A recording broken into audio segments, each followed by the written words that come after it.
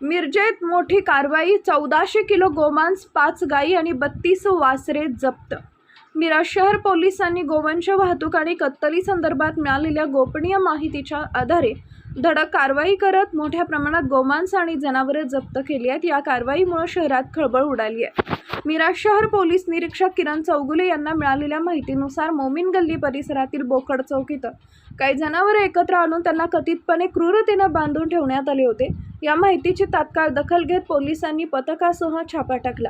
कारवाई दरम्यान पोलिसांना घटनास्थळावरून सुमारे 1400 किलो गोमांस, 5 मोठ्या गायी आणि 32 वासरं आढळून आली. जप्त करण्यात आलेल्या मुद्देमालाची अंदाजे किंमत 5,10,000 इतकी असल्याचं पोलिसांनी सांगितले. या प्रकरणी भारतीय न्याय संहिता BNS कलम 325 तसेच महाराष्ट्र प्राणी संरक्षण अधिनियम 1976 मधील कलम 5(a)(1), 5(a)(2), 5(b) आणि 5(क)(9) अंतर्गत गुन्हे दाखल करण्यात आले. संबंधित आरोपींविरुद्ध कायदेशीर कारवाई सुरू असून या प्रकरणाचा पुढील तपास मिरज शहर पोलीस ठाणे करत आहेत. या कारवाईमुळे बेकायदेशीर गोवंश कत्तल व वाहतुकीविरोधात पोलिसांनी कठोर भूमिका घेतल्याचं स्पष्ट झाले असून अशा प्रकारच्या गैरकृत्यांविरोधात भविष्यातही कडक कारवाई सुरू राहणार असल्याचा इशारा पोलीस प्रशासनानं दिलाय.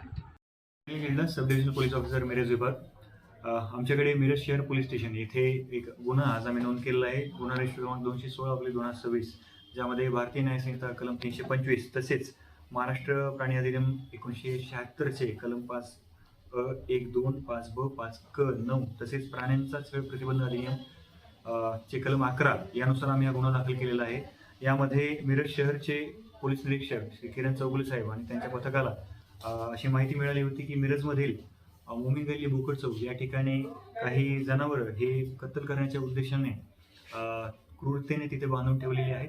त्यामध्ये तात्काळ खातरजमा करून कारवाई केली असता आम्हाला त्या ठिकाणाहून साधारण 1400 किलोग्राम गोमांस, त्यासोबतच 5 मोठ्या गायी आणि 32 वासरं मिळालेली आहेत. एकूण मुद्देमाल गाडीसहित हा जो आहे तो 5,10,000 एवढी रक्कम त्याची होते.